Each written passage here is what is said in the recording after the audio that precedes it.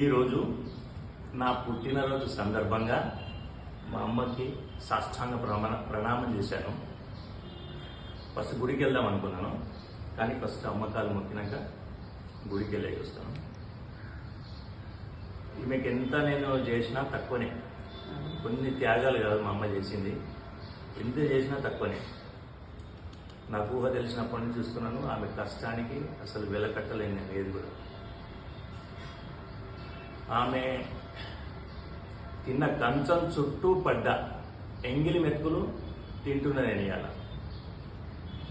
అంతకన్నా ఎక్కువ నేను చెప్పలేను మా అమ్మ గురించి నిర్వచనం. అందరూ నా స్టేటస్ చూస్తుంటారు, జనరల్గా చూసి అప్రిషియేట్ చేస్తుంటారు. కొందరైతే నా పేరు వెతుక్కొని మరీ చూసి బాగున్నాయని ఫోన్లు చేస్తున్నారు. వేరే స్టేటస్ చూడకుండా మీరు చూస్తున్నాను అని అందరికి చెప్పే సందేశం ఒకటే, నేను మీరు జీవితంలో ఉన్నతి సాధించాలంటే ఎవరైనా సరే, తల్లి సజీవంగా ఉన్న వ్యక్తులు ఎవరైనా సరే, ఉదయాన లేవగానే చరణ స్పర్శ, రాత్రి ఇంటికి వచ్చాక ఫ్రెష్ అయిపోయాక పాదసేవ, ఉదయాన్నే చరణ స్పర్శ, సాయంత్రం పాదసేవ. మీకు ఓటమే ఉండదు, ఒడిదొడుగులు ఉంటుండొచ్చు, కానీ జీవితంలో ఓటమి ఎరగదు. నా విజయ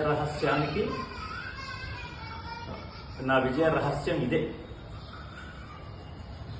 అందరికీ ధన్యవాదాలు. Thank you so much. Yours Venu.